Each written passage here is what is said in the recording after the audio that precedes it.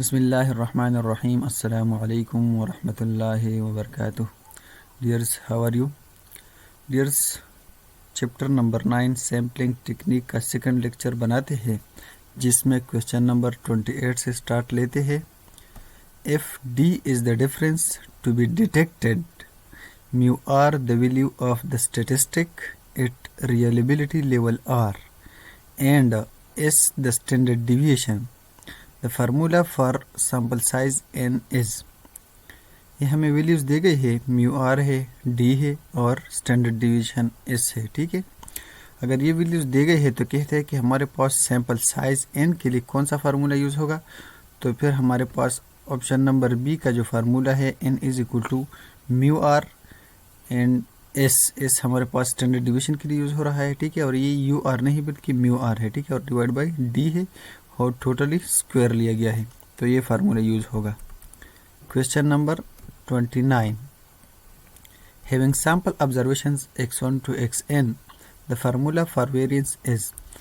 अगर ये हमारे पास ऑब्जर्वेशन है तो हमारे पास ये फार्मूला करेक्ट है. ठीक है, वेरिएंस के लिए, और ये फार्मूला जो है ये शॉर्टकट मेथड वाला ये भी करेक्ट है. इसी तरह ये फार्मूला भी करेक्ट है. ठीक है, तो all the above is the correct option, that is D.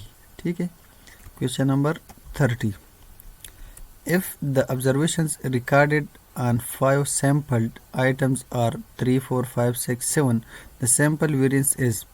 ये हमारे पास आइटम्स दे गए हैं. ठीक है, तो वेरिएंस के लिए हम ये फार्मूला यूज़ कर सकते हैं, ये भी यूज़ कर सकते हैं और ये भी यूज़ कर सकते हैं. अगर ये फार्मूला यूज़ करें तो n-1 हमारे पास 5 ऑब्जर्वेशन है तो 4 आ जाएगा, और इसके थ्रू अगर आप इन चीज़ों को कर ले तो 5 इसका मीन आता है. तो 5 अगर सबसे सब्ट्रैक्ट कर ले, उनका जो हो टोटल स्क्वायर लेते तो फिर हमारे पास इससे 10 आता है. ठीक है, तो 10 डिवाइड बाई 4 से आता है 2.5, यानी डी ऑप्शन जो है वो करेक्ट ऑप्शन हो गया. Question number 31. If all observations in a set of observations are same, the variance of the set of values is.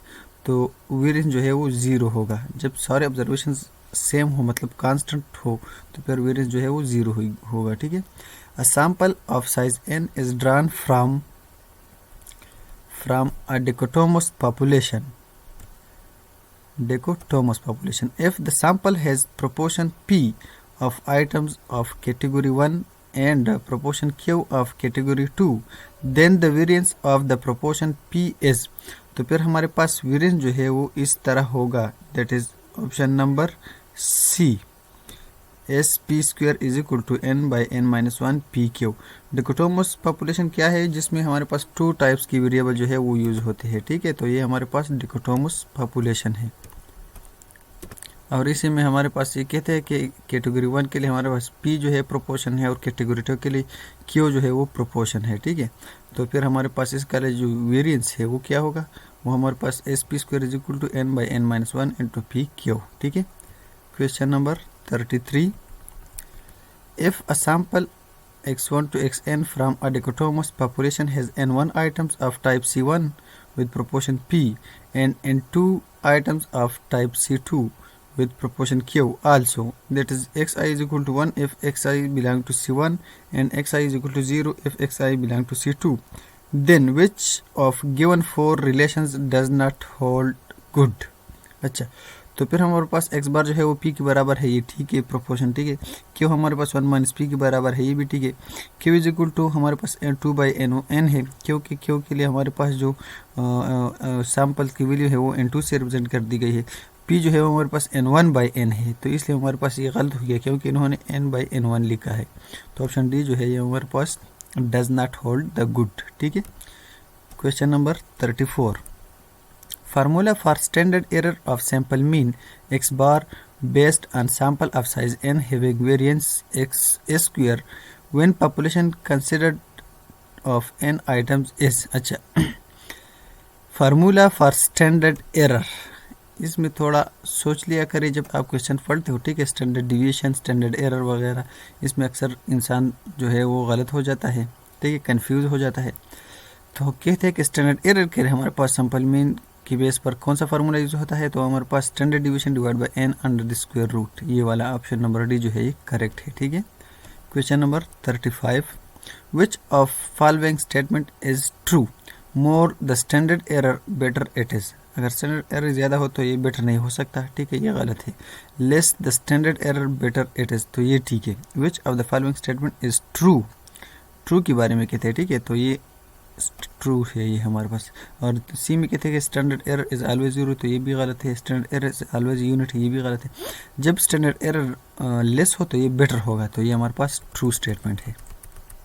Question number 36, which of the following statement is not true. अब कहते हैं कि कौन सा statement जो है वो true नहीं है। Standard error can not be zero, standard error can not be one, standard error can be negative, तो ये तीनों की तीनों जो है ये ट्रू नहीं है। यानी स्टैंडर्ड एरर जो है हमेशा जीरो भी नहीं हो सकता, वन भी नहीं हो सकता, और स्टैंडर्ड एरर जो है ये नेगेटिव कभी भी नहीं हो सकता। ये हमारे पास हमेशा जो है जीरो से ग्रेटर या जीरो के बराबर होगा, ठीक है, यानी पॉजिटिव होगा। Question number 37, if the sample values are 1 3 5 7 9 the standard error of sample mean is. अच्छा, ये हमारे पास वैल्यूज दी गई है, तो कहते हैं कि स्टैंडर्ड एरर क्या होगी, तो ये हमारे पास ए स्क्वायर यानी वेरिएंस की वैल्यू जो है वो 10 आती है, और स्टैंडर्ड डिवीजन की वैल्यू 3.16 आती है। स्टैंडर्ड एरर की वैल्यू जो है वो 10/5, यानी स्टैंडर्ड एरर का फॉर्मूला जो हमने अभी पढ़ा कि standard division divide by N square root है। तो अगर हम स्टैंडर्ड डिवीजन की बजाय हम जो है वेरिएंस यूज़ कर ले तो फिर हमारे पास स्क्वायर रूट जो है होल पे आती है, ठीक है, और डिवाइड बाई 5 है तो अंडर स्क्वायर रूट 2 या अंडर रूट 2 अगर आप कर ले, इसकी जगह अगर आप स्टैंडर्ड डिवीजन यूज़ कर ले, ठीक है, यानी 3.16 और यह स्क्वायर रूट फिर ख़त्म हो जाएगा, divide by under the root 5 आ जाएगा, तो उससे आता है 1.41, और अंडर रूट 2 का अगर आप वैल्यू फाइंड कर ले तो उससे भी 1.41 आता है, ठीक है। तो इसी तरीके से हम ये फाइंड कर सकते हैं।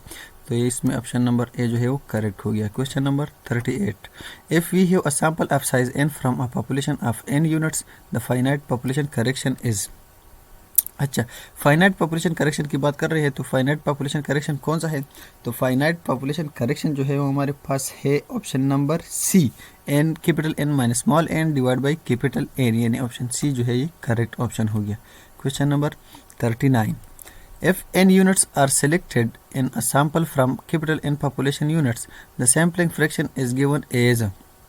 अच्छा, n हमारे पास सैम्पल साइज है और कैपिटल N जो है ये हमारे पास पॉपुलेशन साइज है, तो कहते हैं कि सैम्पलिंग फ्रैक्शन जो है वो कौन सी वाली होगी, वो small n by capital N, यानी ऑप्शन नंबर डी जो है ये करेक्ट है। Question number 40, as a normal practice sampling fraction is considered to be negligible if it is less than 10%, less than or equal to 5%, more than 5%, more than 10%।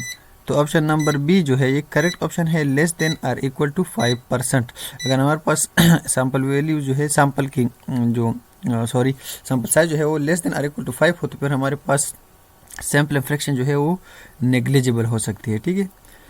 Question number 41, stratified sampling comes under the category of, number A में है unrestricted sampling, इसमें तो नहीं आती क्योंकि ये sample random sampling के लिए यूज़ होती है, ठीक है।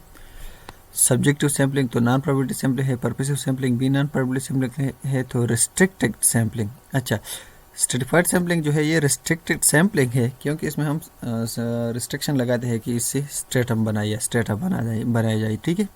Question number 42, Which of the following statement does not hold good in case of stratified sampling। तो इसमें ऑप्शन नंबर बी सही है, ये कहते हैं कि stratified sampling is always good, तो ये गलत है क्योंकि stratified sampling जो है हमेशा गुड नहीं होता बल्कि ज़्यादातर जो है सैम्पल रैंडम सैम्पलिंग गुड होता है। Question number 43, Which one problem out of the 4 is not related to stratified sampling? Fixing the criterion for stratification, fixing the number of strata, fixing the sample size, fixing the points of demarcation between strata. तो option number सी जो है इसमें correct है, sample size को हम fix नहीं कर सकते, ठीक है। Question number 44, regarding the number of strata which statement is true, lesser the number of strata better it is, तो ये रॉन्ग है। More the number of strata poor it is, ये भी रॉन्ग है। More the number of strata better it is, हाँ ये सही है। अगर स्ट्रेटा के जो नंबर है वो ज़्यादा हो तो फिर ये बेटर होगा, regarding the number of strata, ठीक है। Question number 45, under equal allocation in stratified sampling the sample from each stratum is proportional to stratum size of same size from each stratum in proportion to the per unit cost of survey of the stratum under equal elocution. तो equal elocution में हमारे पास अब same size from each stratum होता है। Option number B जो है वो correct है। ठीक है। Question number 46, under proportional allocation the size of the sample from each stratum depends on total sample size, size of the stratum, population size, इन तीनों पर डिपेंड करता है। ठीक है, प्रोपोर्शनल इलोकेशन में। तो ऑप्शन नंबर डी जो है वो करेक्ट ऑप्शन है। ठीक है। Question number 47, under proportional allocation one gets an optimum sample a self weighing sample। ये ऑप्शन नंबर बी जो है ये करेक्ट है। ठीक है। Question number 48, formula for optimum sample size was derived bye whom and in which year. तो T.S.. चोप्रो जो है इन 1923, इसका भी इसमें रूल्स है। ठीक है। और इसके अलावा ऑप्शन नंबर बी में जो है जेनेमन इन 1934, इसका भी इसमें रूल्स है। तो इसलिए हमारे पास ऑप्शन सी जो है वो करेक्ट हो गया। डियर्स, फिर नेक्स्ट लेक्चर में मुलाकात होगी इंशाल्लाह। तब तक के लिए अस्सलामु अलैकुम वरहमतुल्लाहि वबरकातुहू।